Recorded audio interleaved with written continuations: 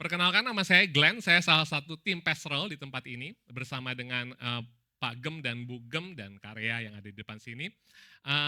Hari ini kita masuk dalam series khotbah Credo Rasuli, yang bagian saya adalah bangkit pula dari antara orang mati, naik ke surga, duduk di sebelah kanan Allah Bapa yang Maha Kuasa.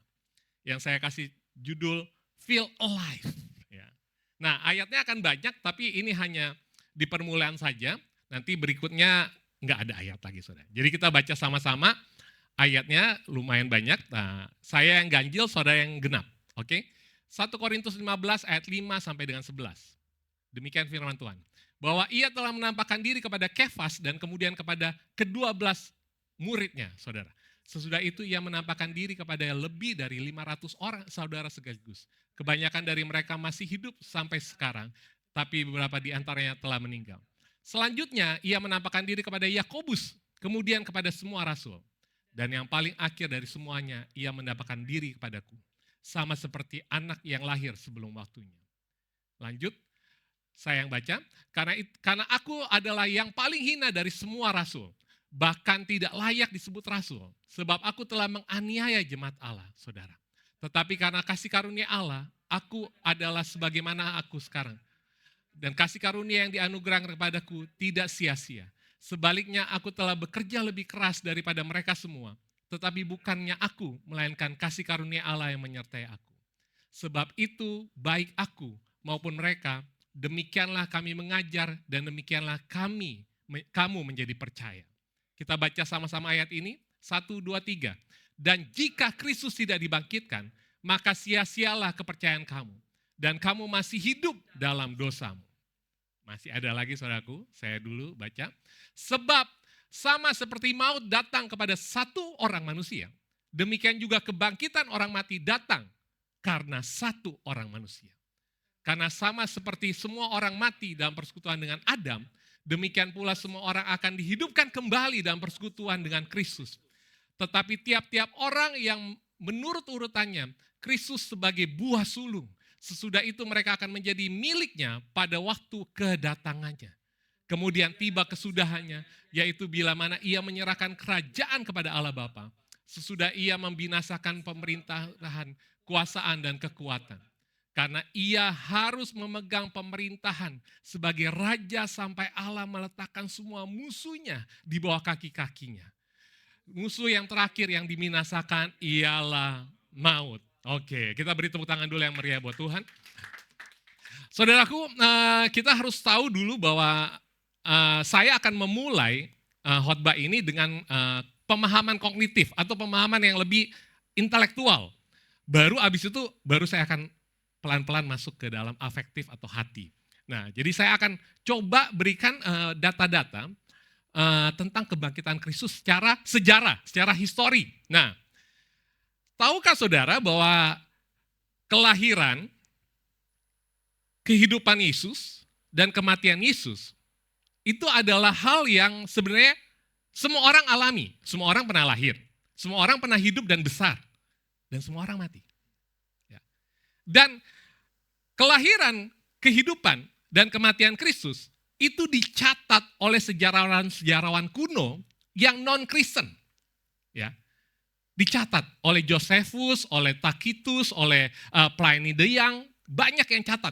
Ya, mereka adalah sejarawan-sejarawan yang benar-benar bukan orang Kristen, orang Romawi, orang Yahudi asli, yang tidak setuju dengan juru selamat itu adalah Yesus. Ya, jadi mereka tidak menerima Yesus sebagai juru selamat. Nah, tapi saudaraku, saudara harus tahu bahwa kebangkitan Yesus itu hanya ditulis di dalam Alkitab. Tidak ditulis dalam literatur sejarah kuno. Hanya dalam Alkitab. Jadi, bagaimana saudara bisa yakin bahwa kebangkitan Kristus itu nyata atau benar-benar terjadi? Nah, itu kita harus pertanyakan. Ya, jadi orang Kristen itu jangan cuma dogma. Dogma itu apa? Dogma itu, yang penting lo percaya aja. Pokoknya asal percaya deh, gitu. Itu dogma. Ya. Orang beragama, dia harus mempertanyakan imannya. Ya. Jangan cuma asal percaya aja apa kata pendeta kita ikutin, nggak bisa. Kita harus mempertanyakan iman kita. Nah saat ini marilah kita mempertanyakan iman kita.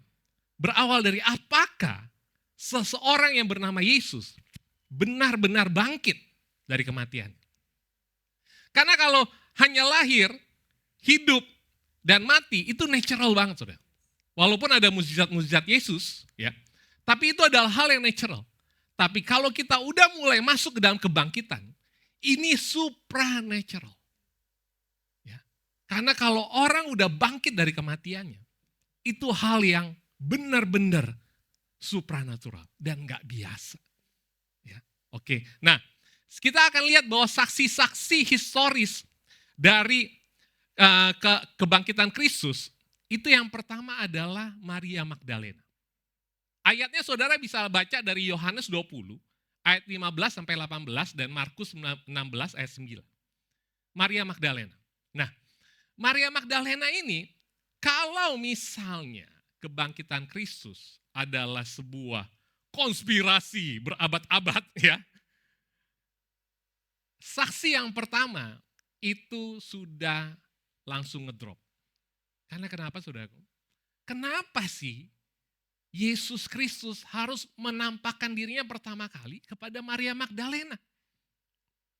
Pada zaman itu, wanita itu benar-benar second layer dari manusia, saudara. Kesaksian seorang wanita itu nggak valid sama sekali. Nggak bisa dipertanggungjawabkan dan nggak bisa diterima. Karena wanita nggak sekolah, ya, nggak diizinkan sekolah. Sehingga wanita dianggap bodoh. Tapi Yesus justru menampakkan dirinya pertama kali sama seorang wanita yang bernama Maria Magdalena.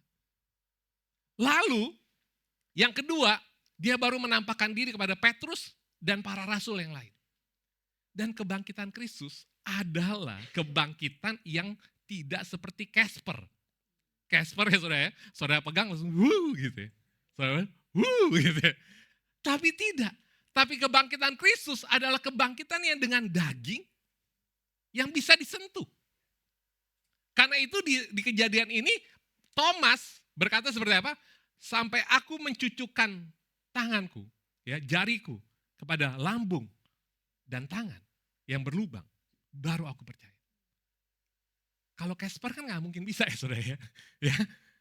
Hanya yang benar-benar di dalam tubuh yang bisa disentuh. Dan di situ Thomas percaya bahwa dia bangkit. Nah, jadi ini kita lihat bahwa saksi pertama, saksi kedua sudah sangat menguatkan bahwa hal ini bukanlah konspirasi berabad-abad yang kita yang bisa dikatakan kebohongan. Baru ada 500 orang. Nah, waktu ada 500 orang ini, banyak ateis-ateis yang berkata, wah itu mereka semua halusinasi secara kolektif. Saya yakin di sini banyak yang udah pernah tripping ya saudara. Saya pun begitu ya. Dulu ada satu tempat yang namanya stadium ya. Dan itu luar biasa saudara ya. Itu memang ribuan orang bisa tripping di situ. Dan biasanya kalau tripping kadang-kadang kalau barangnya bagus gitu ya, itu kita langsung halu gitu ya.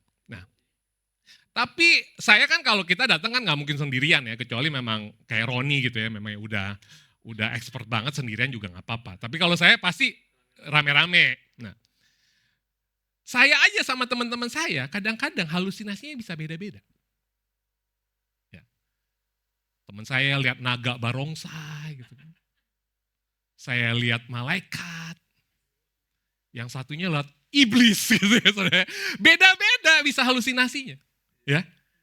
Jadi kalau orang mengatakan bahwa kebangkitan Kristus adalah halusinasi yang kolektif, itu enggak masuk akal banget.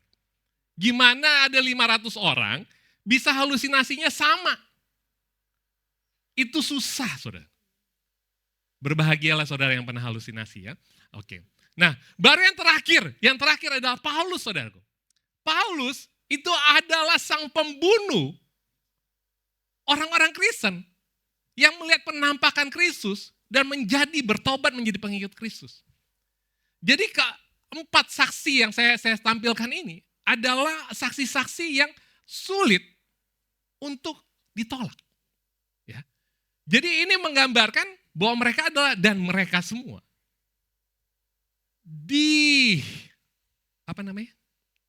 persekusi. Mereka semua dianiaya terus-menerus sepanjang hidupnya. Dan sebagian besar mati sebagai martir. Saudaraku, ini udah sering saya kasih ini ya saudara.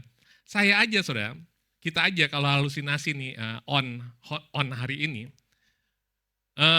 bulan depan kemungkinan kita udah lupa halunya apa ya bulan lalu gitu ya. Tapi ini orang-orang ini, mereka berpuluh-puluh tahun, mereka terus menghidupi kesaksian-kesaksian untuk melihat bahwa Kristus adalah bangkit.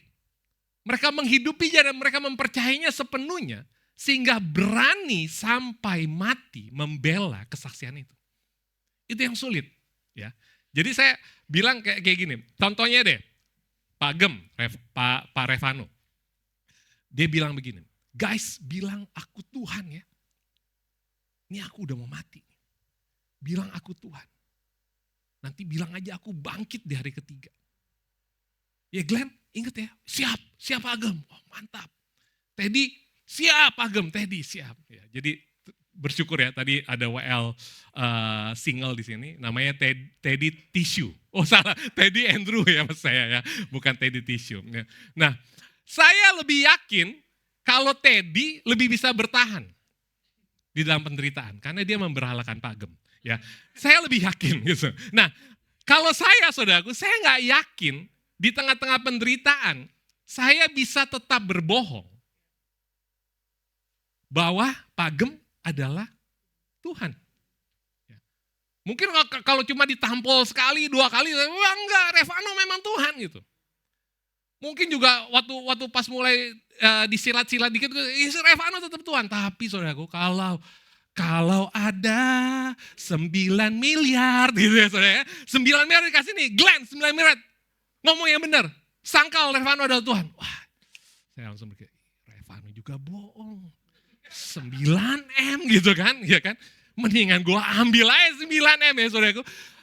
Akan sangat mudah untuk saya berpaling saudaraku. Karena itu adalah sebuah kebohongan. Ya kan? Jadi gitu ya saudara. Kalau disisa saya nggak ngaruh. Kalau duit, nah itu bahaya buat saya. Ya saudara. Nah ini tapi di dunia modern akhirnya ada beberapa orang-orang sejarawan, ateis yang nggak Kristen itu menulis tulisan-tulisan yang seperti ini. Yang pertama namanya ya Pinchas Lapide. Dia adalah Yahudi non-Kristen. Dia berkata seperti ini, saya menerima kebangkitan Yesus sebagai fakta historis. Karena bukti-buktinya cukup kuat untuk seorang Yahudi yang jujur terhadap sejarah. Jadi dia berkata bahwa kebangkitan Kristus adalah fakta historis. Karena bukti-bukti yang cukup kuat. Bukti-bukti dari mana? Dari beraninya para murid-murid ini membela kesaksian itu sampai mati dalam siksaan. Itu sulit untuk bisa diterima bahwa kesaksian ini tidak benar. Baru yang kedua adalah Bart D. Ehrman. Dia agnostik, saudara. Ateis fungsional. Dia berkata seperti ini. Kita bisa mengatakan secara historis bahwa para murid benar-benar memiliki pengalaman yang mereka tafsirkan sebagai penampakan Yesus yang bangkit. Dia nggak berani bilang halusinasi, karena kalau dia bilang halusinasi langsung bisa dihajar itu saudara. Tapi dia bilang mereka tafsirkan sebagai penampakan Yesus yang bangkit. Wow, ini seorang ateis bisa berkata kayak gitu. Karena kebangkitan Yesus setelah dilihat dari dampaknya, itu sangat masuk akal. Ya. Jadi kekristenan itu bukan agama yang tidak masuk akal. Saudara. Kekristenan itu agama yang melampaui akal. Kok gitu Glenn? Gitu. Nggak bisa dong, kita harus bisa memahami Allah kita. Kalau Allah kita nggak masuk akal, ya nggak bisa kita pahami.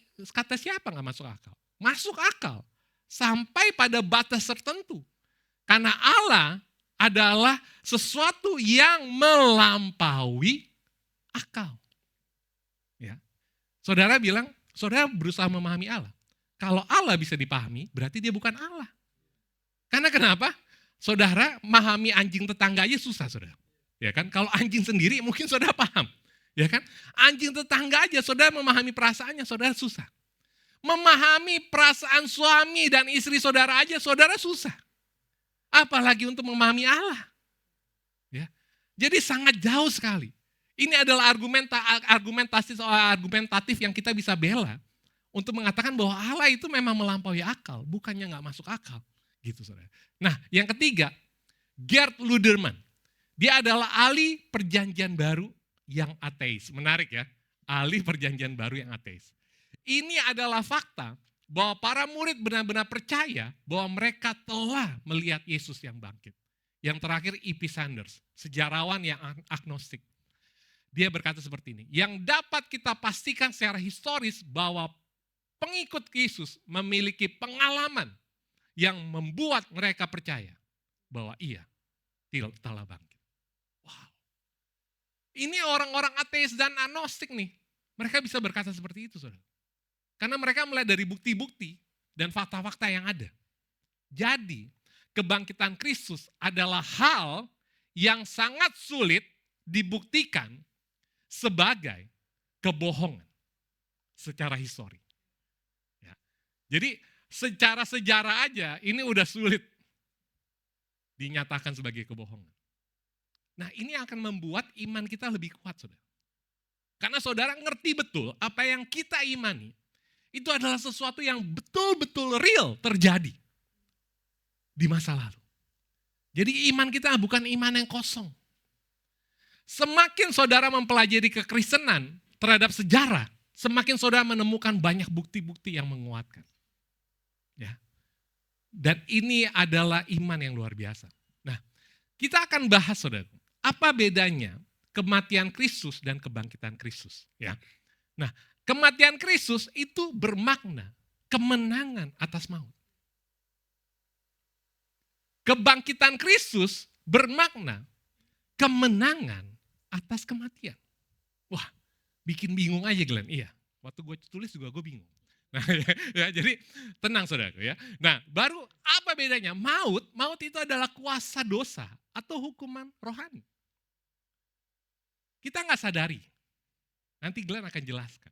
Kita nggak sadari, sekalipun kita masih hidup nih secara fisik. Tapi sebenarnya manusia yang nggak terima anugerah, mereka sudah mengalami hukuman rohani dalam hidup mereka. Nah, kalau kematian itu adalah realitas fisik dan eksistensial. Jadi kalau orang menang dan bangkit atas kematian, maka kemenangan atas maut menjadi sempurna. Kalau Yesus hanya mati dan tidak bangkit, maka dia nggak akan ada bedanya dengan juru selamat yang lain. Contohnya Sokrates. Ini adalah satu tokoh yang melawan dewa-dewa pagan. Pemahaman dewa-dewa pagan menjadi pemahaman intelektual. Di Yunani, saudara. Semenjak Sokrates dibunuh oleh orang-orang Yunani, maka orang Yunani mulai tuh berintelektual. Dan mulai tidak mempercayai lagi dewa-dewa pagan. Zeus and the gang itu. Bukan Avenger and the gang ya, Zeus and the gang. Gitu. Jadi mereka mulai, Sokrates mati tapi tidak bangkit. Nah yang lebih muda deh, Martin Luther King. Pembela hak asasi manusia, kulit hitam. Dia juru selamat saudaraku. Untuk orang-orang kulit hitam di Amerika. Dan dia harus ditembak mati. Tapi dia tidak bangkit. Kalau Yesus tidak bangkit, maka dia hanya sekedar guru agung. Dia hanya sekedar juru selamat biasa saja, saudara. Maka kebangkitan ini menjadi krusial untuk kita pahami. Sangat krusial untuk kita pahami. Nah, kita akan lihat nih ya, apakah Yesus benar-benar mati atau mati suri? Oke, kan ada tuh orang yang mati suri ya, mungkin Nio pernah gitu ya. Oke, ini menurut ilmu biologi kedokteran dan forensik. Setelah seseorang benar-benar mati, kematian biologis, kita lihat 0 sampai 5 menit, kekecilan, udah mulai tua. Lihat dari sini dulu ya, saudara. 0 sampai 5 menit, oksigen berhenti mengalir. Sel-sel otak mulai mati. Aktivitas listrik di dalam otak menghilang. Itu 0 sampai 5 menit. Baru 30 menit sampai 2 jam, itu rigor mortis. Ini bukan orang Batak ya. Ini rigor mortis Tagalung bukan. Ya. Tapi ini rigor mortis adalah tubuh mulai kaku. Ya. 30 menit sampai 2 jam tubuh mulai kaku. 3 jam sampai 12, si rigor mortis ini yang bukan orang Batak menyebar ke seluruh tubuh. Ya saudaraku. Sel mulai pecah, dalam kurung autolisis. Nah, 24 jam bakteri dalam usus mulai menghancurkan tubuh. Ini adalah proses pembusukan awal. Nah, 48 sampai 72 jam, 2 sampai 3 hari, pembusukan signifikan. Tubuh mulai membengkak. Bau pembusukan mulai muncul. Struktur internal mulai rusak. Secara medis tidak mungkin orang kembali hidup karena otak sudah rusak permanen. Jaringan vital hancur. Sirkulasi dan saraf tidak dapat pulih. Jadi kesimpulan sains adalah jika seseorang benar-benar mati secara biologis selama 3 hari, tidak mungkin bangkit kembali secara natural atau biologis, tidak mungkin. Jadi kejadian kebangkitan Kristus itu adalah supranatural. Ada nggak orang yang bangkit lebih dari 3 hari? Ada saudara, Lazarus 4 hari. Tapi apa bedanya Lazarus sama Yesus? Lazarus dibangkitin, ya mati lagi benar, mati lagi.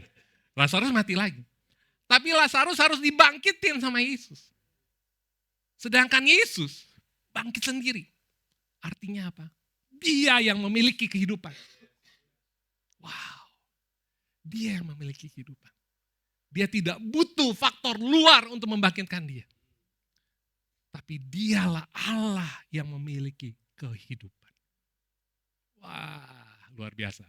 Nah, saudaraku tadi saya udah bilang ya, kalau sebenarnya kita masih hidup tapi kita mengalami hukuman rohani. Nah ini slide berikutnya, ini saya yang buat makanya bagus banget ya saudara.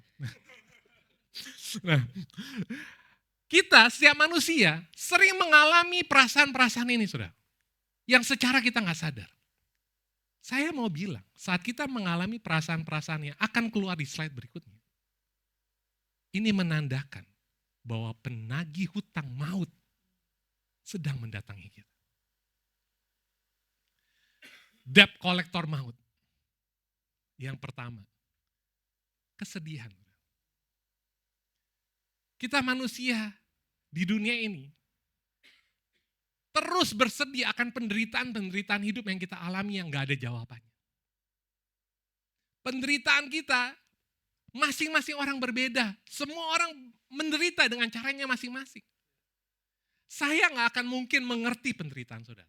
Saudara gak akan mengerti penderitaan orang lain. Jangan sok-sok ngerti karena setiap orang mengalaminya dengan caranya masing-masing. Dan semua orang bersedih. Dan ini kita alami saudara. Dan kita selalu gelisah, resah. Ada hal yang membuat kita gak tenang. Di dalam hati kita terus gelisah tentang banyak hal. Dan yang lebih ngeri lagi saudaraku, ternyata debt kolektornya maut ini waktu maut menagih hutang dalam diri kita. Kita tuh gak pernah puas. Saudara beli mobil Lexus hari ini. 6 bulan lagi saudara bosan. Saudara mau yang lebih. Saudara beli rumah di BSD hari ini. Besoknya saudara mau beli rumah di Kebayoran Baru. Saudara gak akan pernah puas. Gak akan pernah berhenti. Saudara lihat sneakers bagus hari ini. Bulan depan mau lagi saudara. Tas. Saudara ngeliat Louis Vuitton. Besoknya saudara minta gotong gitu ya saudara. Apa sih gue? Gak salah aja ngomongnya kan. Nah, jadi manusia tuh selalu gak puas. Selalu gak puas. Udah punya istri 1, nambah lagi. Ada deh gitu ya. Saudaraku. Ini menandakan bahwa maut itu sedang menagih hutang dalam diri kita. Dan kita selalu ada dalam kekosongan. Saudara mau healing kemana kek? Ya, ke pantai gitu, ke Seminyak. Saudara healing, wah nikmat. Tapi tetap aja kayak, kok ada yang kurang ya? Kurang apa nih gitu. Saudara mau di pegunungan sewa cottage yang paling mahal, ngeliat gunung-gunung, ngeliat padi-padi gitu di Ubud mungkin gitu. Tetap aja pulang, ya gini lagi gitu. Ada kekosongan yang eternal, yang kita nggak pernah tahu harus isi dengan apa. Terus kita selalu takut akan hari esok. Nggak ada duit takut. Ada duit takut. Nggak ada duit takut besok makan apa. Ada duit takut dicolong. Serba salah saudaraku ya. Ya, jadi selalu takut. Dan kita selalu malu. Kita selalu pasang topeng supaya kita bisa perform the best. Karena kita malu orang bilang apa kalau mereka tahu tentang fakta hidup gue. Dan kita selalu rasa bersalah. Nah semua perasaan-perasaan ini waktu datang dalam hati kita, itu tandanya penagih hutang maut sedang menghampiri kita. Saya membuat hal ini sebagai orang yang sering ngutang sebenarnya, makanya saya merasakannya gitu sebenarnya. Nah, jadi saudaraku, saudara boleh pilih antara saudara mempercayai Yesus benar-benar bangkit atau tidak. Nggak apa-apa. Karena itu pilihan. Dan ada juga keuntungan minus plusnya saat saudara memilih untuk dia tidak percaya kebangkitan dia, boleh. Nah, di tabel berikutnya saya akan memberikan perspektif percaya kepada kebangkitan Kristus dan tidak percaya. Yang pertama, kalau kita percaya, maka makna hidup kita itu penuh tujuan dan pengharapan kekal. Kalau tidak percaya, semuanya sementara dan tergantung diri sendiri. Kerja yang benar. Lo harus punya duit. Kalau lo gak punya duit, orang gak akan nganggep lo. Lo harus jadi orang. Emang sekarang monyet gitu ya. Lo harus. Segala sesuatu tergantung sama diri kita. Dan aku pengen bilang, melelahkan. Capek saudaraku, capek. Wah, gue bisa nangis kalau mikirin hal itu. Melelahkan. Karena tuntutannya gak akan pernah berhenti. Dan itu melelahkan. Dosa dan pengampunan, saat saudara percaya bahwa dia bangkit, kita tuh ditebus dan dibangkitkan. Kita gak perlu lagi bayar utang karena utangnya udah dilunasi sama dia. Saudara. Tapi kalau kita gak percaya, ya udah dibiarkan tanpa solusi yang sejati. Solusi-solusi kita tuh kayak pulsa Telkomsel aja, berbatas waktu. Dapat solusi hari ini, besok ada lagi. Dapat solusi hari ini, besok ada lagi. Nggak pernah habis-habis. Kebebasan, nah ini kebebasan. Saat kita nggak percaya kebangkitan Kristus, wah enak dong, gue nggak perlu hidup kudus, gue bebas. Tapi kebebasan yang kita miliki adalah kebebasan yang semu. Ya, saudara yang pernah bandel tahu lah. Ya. Saudara yang pernah bandel tahu, saudara yang udah pernah bebas sebebas-bebasnya saudara tahu. Akhirnya kebebasan kita tuh semu. Dan ujungnya tuh maut, ujungnya tuh gak enak. Waktu saya pakai narkoba di masa muda saya, wah enak banget kesannya, anak gaul banget. Umur 12 tahun udah masuk B1, udah masuk poster, udah keren banget lah pokoknya. Tapi ending-endingnya gue jadi gelandangan. Gue pikir itu ada kebebasan. Tapi semua yang kebebasan yang dunia bisa tawarkan pada diri kita, itu adalah kebebasan yang menuju ke maut. Sedangkan waktu kita percaya kebangkitan Yesus, kebebasan sejati kita ada di dalam kebenaran Injil. Wow. Sehingga waktu kita percayakan kebangkitan Kristus, semua aspek hidup kita penuh dengan sukacita karena kita memakai kacamata Injil. Kita kita mungkin nggak bisa melakukan seperti apa yang orang dunia lakukan, tapi kita mempunyai damai sejahtera yang kita nggak bisa jelaskan dalam hati kita. Karena itu adalah kebebasan yang luar biasa yang kita nikmati. Yang kita nikmati. Waktu saya mengenal Injil, saya menikmati Kristus dari segala aspek hidup saya. Saya amazed banget kalau saya saat ini 1 tahun terakhir ini saya benar-benar menikmati pernikahan saya. Padahal saya udah nikah mau 12 tahun. 11 tahunnya kemana? Baru tahun terakhir ini saya benar-benar menikmati pernikahan saya. Karena saya terlebih dahulu menikmati Kristus. Saya menikmati pekerjaan saya saat-saat ini jauh lebih baik, saudaraku. Daripada dulu saya jadi bisnismen udah dari umur 25 tahun. Dan setiap kali saya jadi bisnismen itu yang saya rasakan ketakutan, kegelisahan, harus begini, harus begitu, ada target, gue harus achieve. Lelah. Ujung-ujungnya tetap ngutang. Tapi waktu gue kenal Injil, bukan berarti pekerjaan gak ada masalah. Tetap ada masalahnya. Tapi gue bisa rest. Gue bisa tahu ini adalah anugerah dan segala sesuatu Tuhan izinkan terjadi. Hasil bukan jadi hal yang terpenting. Tapi yang terpenting adalah proses bersama dengan Injil dalam setiap aspek. Itu yang terpenting. Ya. Nah, waktu kita percaya kepada kebangkitan Kristus, konsekuensinya akhirnya adalah kehidupan kekal. Tidak percaya, ya keterpisahan kekal. Saudaraku, tidak ada agama yang sebaik kekristenan yang bisa memberikan jaminan kehidupan setelah kematian lebih baik daripada Kristen. Buddhis mengajarkan reinkarnasi yang terus-menerus. Sampai pada endingnya menuju ke moksa. Bukan surga juga, saudara. Moksa. Muslim ada surga dan neraka.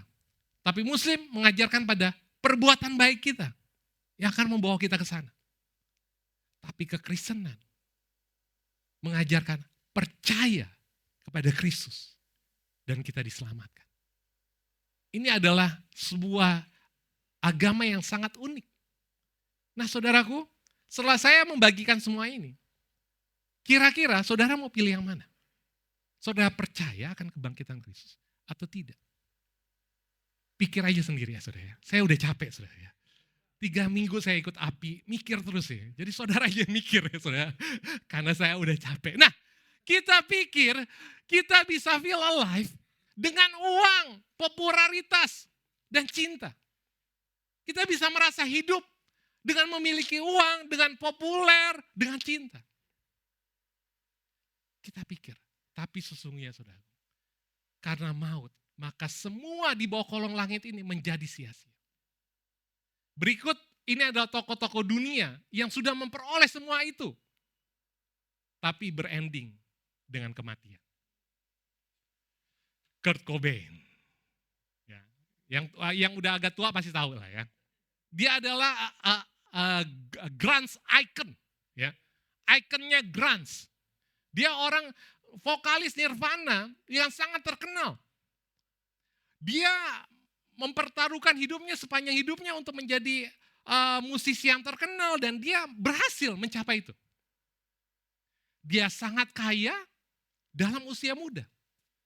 Dan dia over the top pada saat itu. Jadi artinya dia mencapai semua yang dia inginkan. Tapi Kurt Cobain bunuh diri. Akibat apa? Depresi berat. Dia kecanduan narkoba. Dan ada tekanan popularitas. Semua berhala-berhala yang ada di dunia ini nggak akan pernah berhenti menuntut kita lebih dan lebih.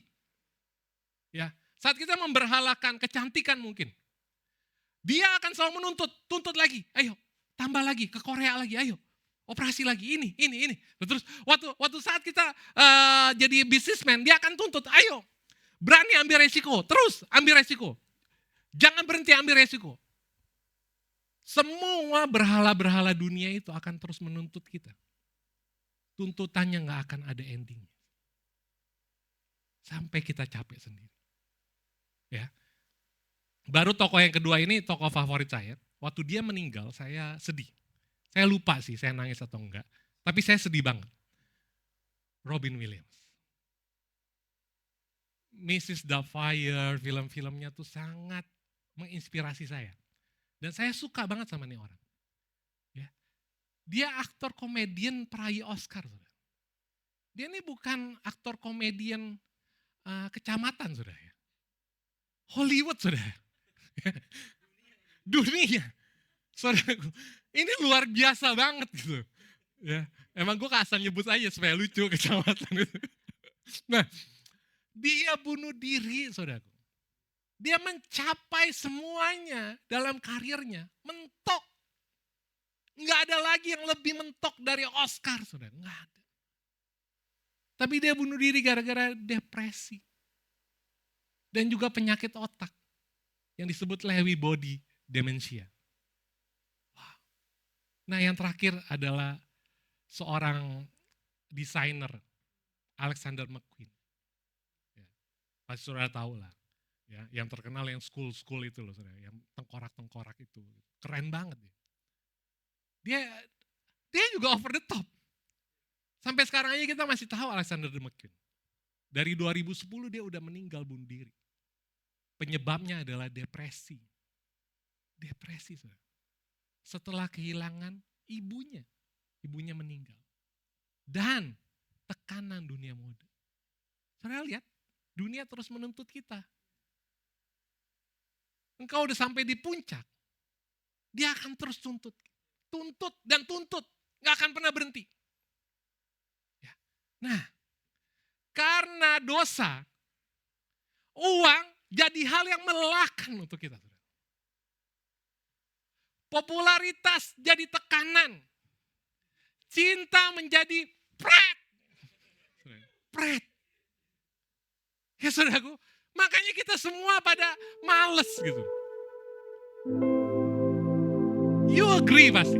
Kalian pasti agree sama Glenn. Karena dosa semuanya jadi sia-sia. Kubur kosong menggantikan hati kita yang kosong. Kenapa kubur kosong ini harus ada dan disebut-sebut sampai tadi ada juga di lagunya Teddy? Karena ini menandakan bahwa dia menjadi substitusi untuk kekosongan eternal dalam hati kita. Agar kita merasa full, merasa utuh, merasa penuh di dalam Kristus. Kita terus bergelinding di dalam dunia ini dengan perasaan yang tidak pernah utuh. Kita terus merasa ada kekurangan dalam diriku yang aku juga gak tahu apa. Kita terus merasa, aduh kayaknya gak utuh nih hidup gue. Tapi ya udahlah, jalan aja terus. Nah, kebangkitan Kristus menggantikan hati kita yang kosong. Dia bangkit agar dia hidup di dalam hati kita. Hanya Kristuslah yang bisa mengisi kekosongan hati kita yang eternal itu. Dia naik ke surga. Kristus bukan hanya hidup di dalam hati kita. Tapi dia Allah yang berkuasa di surga. Waktu dia duduk, itu menunjukkan bahwa karya penebusan Kristus itu accomplished dan selesai. Pencarian kita yang melelahkan, melelahkan. Anakku, marilah datang kepadaku, kau yang letih lesu dan berbeban berat. Karena semuanya telah finish di atas salib dalam kematian dia. Sebelah kanan kedudukan tertinggi tempat kehormatan dan kekuasaan. Semua kehidupan fana kita yang serba tidak pasti. Saudara bisa pastikan apa yang terjadi besok? Saudara nggak tahu. Kita takut akan hari esok. Tapi karena kebangkitannya, Kita bisa menghadapi hari esok dengan keyakinan, kepastian kekal. Hanya di dalam Kristus. Jangan sok kuat, jangan sok mampu, jangan sok bisa, jangan denial, saudara. Jangan. Jujurlah di hadapan Tuhan dan berkata, gue udah capek Tuhan, gue udah gak mampu Tuhan, gue gak mampu. Gue butuh juru selamat. Hari ini saudara, hari ini kembalikan hatimu. Berserah kembali kepada Tuhan. Semua sakit kita, semua penderitaan kita, semua tangisan kita berakhir. Karena dia udah tanggung di atas kayu salib. Penderitaanmu tidak akan pernah berarti lagi. Engkau akan dikuatkan, engkau akan dihiburkan di tengah-tengah penderitaan. Dia tidak akan memberikan solusi seperti solusi-solusi dunia ini, saudara. Tapi dia akan memberikan sukacita, damai sejahtera, dan kehidupan yang kekal di dalam hati kita. Yang tidak akan bisa diambil dari dalam diri kita. Pacar bisa diambil, uang bisa diambil, karir bisa diambil, jabatan bisa diambil, semua bisa diambil. Tapi damai sejahtera dan keselamatan di dalam hati kita enggak akan pernah bisa diambil. Itu kekal tinggal dalam diri kita. Karena Kristus adalah satu-satunya harta kekal kita.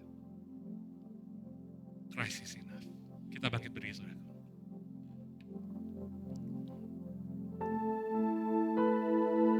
Anugerah-Mu Tuhan. Anugerah-Mu. Bukan karena kuat dan gagah kami. Tapi semua oleh karena anugerah-Mu Tuhan. Betapa kami membutuhkan anugerah-Mu setiap hari dalam hidup kami. Semua kekosongan, semua kesia-siaan, aduh, kami capek Tuhan. Tolong kami Tuhan. Jadilah Tuhan dan Juru Selamat dalam diri kami. Kebangkitan-Mu memiliki arti yang dalam untuk hidup kami. Kami gak mau sok jago lagi, kami gak mau sok kuat. Kami gak mau Tuhan. Karena sesungguhnya kami takut gagal lagi. Tapi di dalam Engkau menjamin kepastian kekal. Dan kami bisa rest. Kami bisa rest di dalam anugerah-Mu. Engkau Allah yang luar biasa. Soli Deo Gloria. Di dalam nama Tuhan Yesus Kristus. Amin. Kita beri tepuk tangan yang meriah. Silakan kembali